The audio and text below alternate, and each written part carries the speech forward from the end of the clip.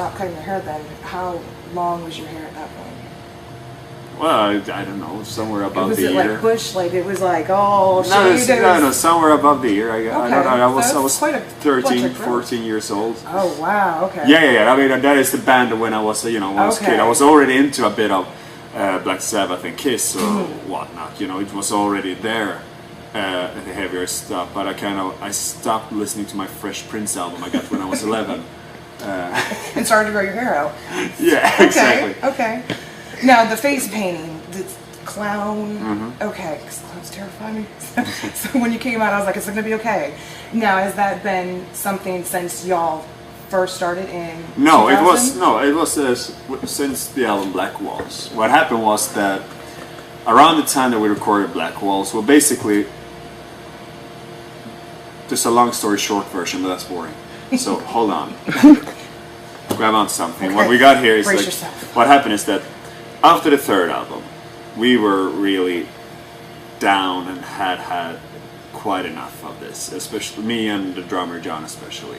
We were very frustrated on that the band never really took off. We felt we had just turned 24, both of us, we felt very old. And so old. Yeah, it was terrible. We had some kind of mid-20s crisis. Yeah. I hate those. And just like, oh, why, let's, so it didn't work, it didn't work, okay, so let's quit the band, let's do something else. What are you gonna do? Okay, so can I buy another beer? Yeah, cheers, sit there in silence. And but then it's that riff, it's that riff that we started on. We should finish that song. Yeah, should I have a reunion? Yeah, let's have a reunion. So we quit the band for 15 minutes over beers. Okay. But that made us decide that we wanted to go, this time, let's make sure that we really go all in on this album. Let it be our swan song. If nobody likes it, so be it. But we'll make sure we make something that we like, the way we want it to be. That was Black Walls. And it turns out that is the right ethics and the right mindset to have when you do an album. It proved that, that is the album that got labels also on other continents interested, Yeah. So it was a good idea. It was a good business idea to stop worrying about what other people thought. And it's my favorite lesson learned in life. It's just a hard one to learn. Yeah, but so liberating. And so we did that, and we knew, it was the all-in album, all or nothing album, our last, little thing we're gonna leave before the band dies. So let's work on everything. Everything is art. Everything around the band should be art. So let's focus on the visuals as well. What do we do with it? Well, one idea we had was, let's put me as a singer in a lake of fire. Now, Photoshop is not as cool as actual lakes with actual fire, so we did it like that. And the guy who helped setting me on fire was a guy named Bryce Graves, who has this sideshow, freak show group called Hell's Upon It. He's American, but he was in Sweden for some festivals and stuff. He could do some other stuff than like me on fire, as a sideshow artist. He ate the glass from a glass bulb and so on. Did some cool stuff. I think it was a piece of corn that put up his nose and got out his tear channel. And so we did that. So we did a photo shoot, and also after that decided like this will be before you go home. Now let's do a music video together because this fits so well to our song. This little waltz thing. You're in, yeah, he is, and we got another girl, Camila, to do some ballet and chain stuff, and our stylist Anna became his apprentice basically. So we did a music video with them performing. We needed me to fit into that context, just to sing the song. So to make it a bit more interesting, we said scary clowns are scary, right? Yeah, they are. And and they gather flies. Welcome to the South. And scary clown. Scary clowns are scary. And so it was just a way of finding context where I fit in. But then what happened is we figure out the looks of it. I look in the mirror and something clicked, A light went on and the whole band felt it. And I just felt like, okay, this feels so much more like me than all the leather jacket and the priest shirt did. I love Judas Priest. But as stage gear, as this expression for who I am, it just made more sense to be freaky. you have a carnival theme. Yeah, exactly, and that was just a release. It was still just meant for that music video, but we just couldn't let that go. We really. Because I love it. I don't think it's done really well. Yeah, but it happened so organically. It was never planned. It was just like the album cover for Black Walls. We had been jumping around a bit for the shoot when we were shooting the video, and John, again the drummer, shouts to Johan, the director, photographer, like, take some pictures now, and it snap, and then we had an album cover. It wasn't planned like that. I was supposed to be in a lake of fire. So it all just, it all was all destiny. It was all just meant to be. Yeah. It all fell into place, and I still feel that it's still inspiring and feeding us, not just me, but the whole band. That we have this. We are creating with the music and the visuals and our stage show and the lyrics and everything. We're starting to build this, world that we invite people into.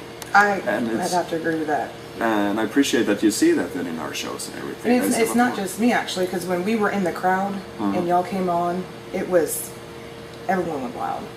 Horns were up, everyone was screaming. There was a mosh pit next to me, and I was like, I couldn't believe that everyone felt the same way that I did about the Black Waltz and the Hail the Apocalypse.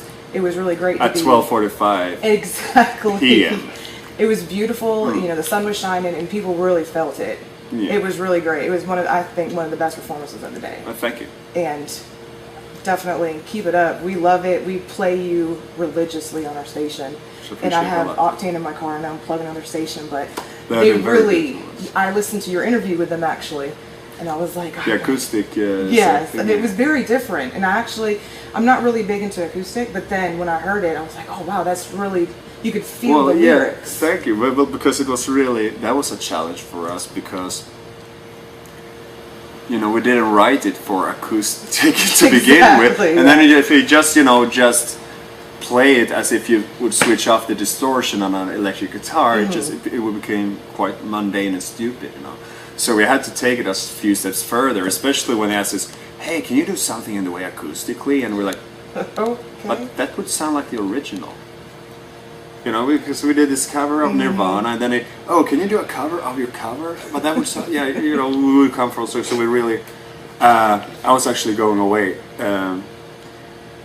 from the band right before we went on this tour, but we talked about it, and okay, so we need to do that. Okay, you guys figure this out. I had 2 words for it. I have 1 word, 2 words, 2 phrases. I don't know, 2 genres. The theme from Twilight Zone and black metal. Okay, you do that. See you in a week, and they did. So that's a big order. Yeah, not just because they agreed. Yeah, they wouldn't have done it if they didn't think it was a cool idea. Well, I definitely think y'all keep it interesting. You're very different than, unfortunately, a lot of bands nowadays. Well, fortunately for us, you definitely broke the mold, and I think you're inspiring a lot of the younger generations that are just now coming up. Because that's cool. I've done my research on y'all, and I really do enjoy Hail the Apocalypse, the video where you're winding the Jack in the Box. It just has so much character, and when you came on stage, you brought all of that energy. You had your flags. It just all ties together, because nothing is better than seeing a band perform like you expect, like to exceed that. Thank you, and that is what we are aiming at. That is also because that is also the kind of bands that we really like. Iron Maiden looks like Iron Maiden as much as they sound like it, or more, more extreme examples like, I don't know, Dimmu Borgir or Slipknot for that matter. Bands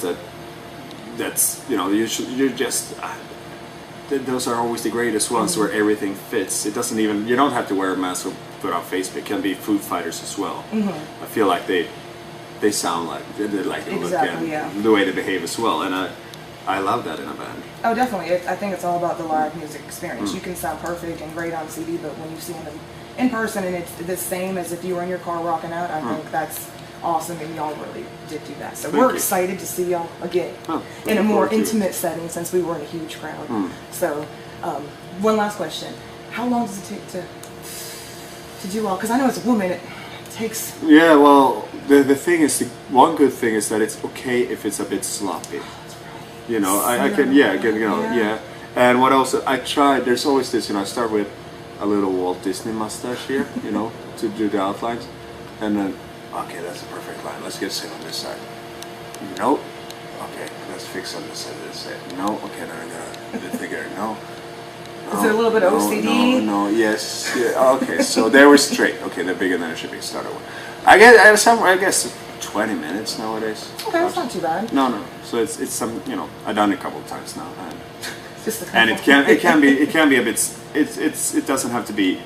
I'm not Paul Stanley, you know. Yeah. The star doesn't have to be symmetric. It's perfect, you know? OCD, like it has to be how it's supposed to be. Yeah. What we're doing is a bit more dirty from the sewage, so it's it's okay. Well, you make it look good. Thank you so much for the interview, by the way. It's really been a pleasure after listening to all of your music and really connecting with it. It's really great. Thank you. So thank you. Hey, this is Johannes Eckerström, and you're listening to Rock Rage Radio.